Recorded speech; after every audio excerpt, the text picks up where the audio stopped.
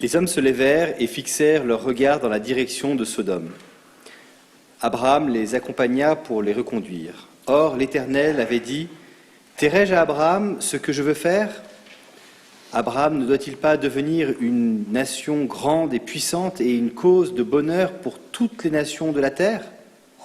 Si je l'ai distingué, c'est pour qu'il prescrive à ses fils et à sa maison auprès lui d'observer la voie de l'Éternel, en pratiquant la vertu et la justice, afin que l'Éternel accomplisse sur Abraham ce qu'il a déclaré à son regard.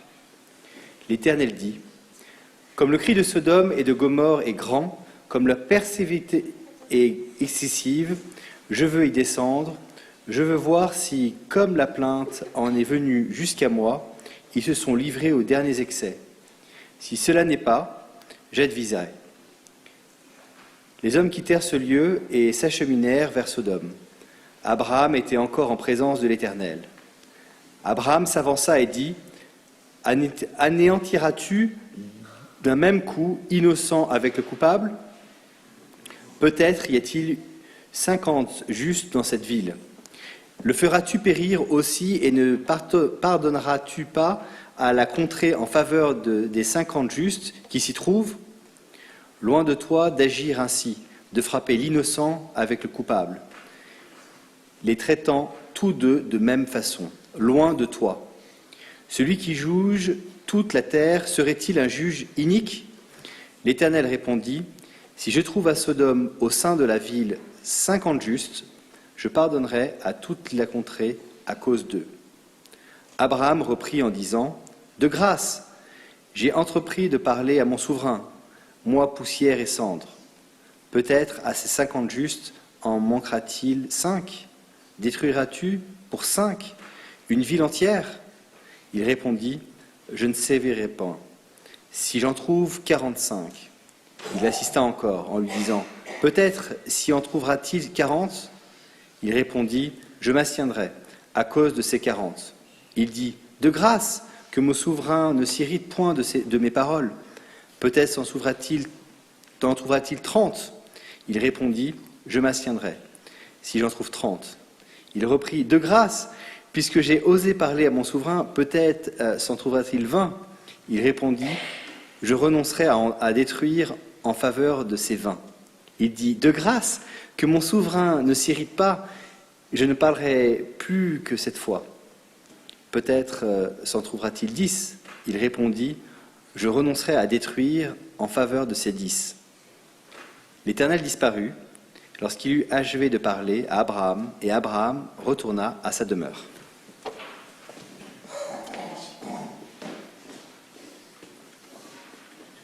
Tel est le passage que demain Marie va lire en partie. Où est Marie ? Ah oui, elle est là. D'une paracha qui est extrêmement riche parce qu'elle commence par l'annonce de la naissance d'Isaac et elle se termine par la ligature d'Isaac et avec plusieurs événements qui se sont déroulés entre-temps. Et voici que la lecture qui vous a été donnée indique qu'Abraham avait marchandé avec Dieu de façon tout à fait responsable pour essayer de sauver Sodome et Gomorrhe de la destruction.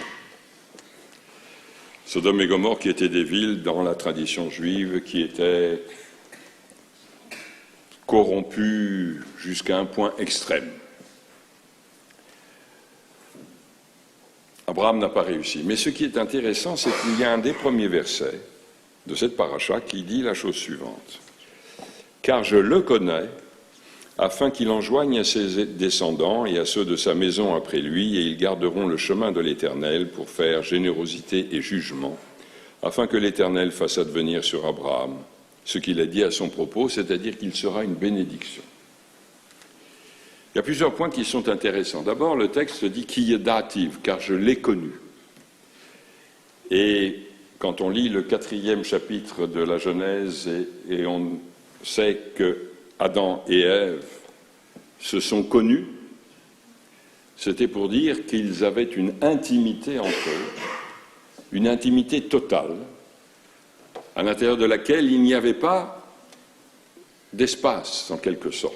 Il y avait presque une fusion. Et les commentateurs, et en particulier Rachidi, rappellent cela.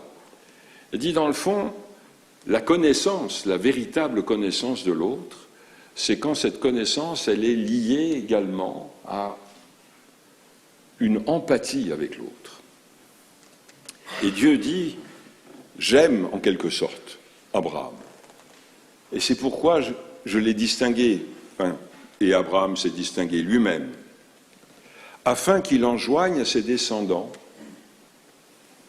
deux choses. Mishpat ou tzedaka. Mishpat, c'est le jugement. Tzedaka, c'est la générosité. Le jugement, c'est ce qui est rationnel. C'est ce qui tient compte des circonstances, mais c'est ce qui est, comme on dit dans un certain langage, c'est carré. C'est un peu suisse. La générosité, c'est autre chose. La générosité, elle est variable. La générosité, elle n'a pas trop de limites. Et donc, ce que demande Dieu à Abraham, c'est d'appliquer la justice et la générosité. C'est-à-dire la rigueur et l'empathie. Mais le texte dit exactement ceci. Tzedaka ou mishpat, c'est-à-dire la générosité et la justice. On aurait pu penser que l'ordre que j'ai énoncé en premier devait être l'ordre du texte, car il faut que les choses soient justes avant de pouvoir aller un tout petit peu au-delà. Mais le texte n'est pas celui-ci. Le texte dit, il faut qu'Abraham fasse comprendre à ses descendants que s'ils veulent être porteurs de la bénédiction, ils doivent d'abord penser à la tzedaka, à la générosité, à l'ouverture à l'autre, à l'empathie avec l'autre, avant de penser à la justice, c'est-à-dire à la rigueur. Parce que si le monde fonctionne selon la rigueur absolue, ce monde ne pourra pas donner à chacun des individus la possibilité de faire autre chose que ce qui est prévu. Autre chose que ce qui est prévu. Un commentateur, Luzzatto, dit la chose suivante. Quelle est la bénédiction qu'Abraham peut apporter? Et il donne la réponse suivante. C'est Abraham qui a fait redescendre la Shekhinah, c'est-à-dire la présence divine, dans le monde. La présence divine, avec cette capacité d'ouverture, cette capacité de pardon, cette capacité d'écoute. Il a été celui qui, en quelque sorte, a placé ou devait placer cette présence divine avant toute chose. Car s'il ne l'avait pas fait, dit ce commentateur, Luzzatto, s'il ne l'avait pas fait, le monde ne serait régi que par la loi de la nature et que par la rigueur. C'est-à-dire que ce serait un monde dans lequel il ne pourrait rien avoir de nouveau, puisque tout ce qui aurait dû se passer devait obéir aux lois de la nature et aux règles. Mais justement, Abraham, en étant qui il était, a fait l'inverse. Il a fait d'abord introduire la tzedaka, l'ouverture, la générosité, pour après laisser la place à la justice, mais une justice qui était tempérée par l'empathie à l'autre. Alors, aujourd'hui, on entend quelquefois des responsables de groupes, qu'ils soient des responsables politiques, qu'ils soient des chefs d'État, dire la loi, c'est la loi. C'est vrai, la loi est la loi. Mais si elle n'est pas précédée de la générosité, la loi qui est seulement loi est mortifère.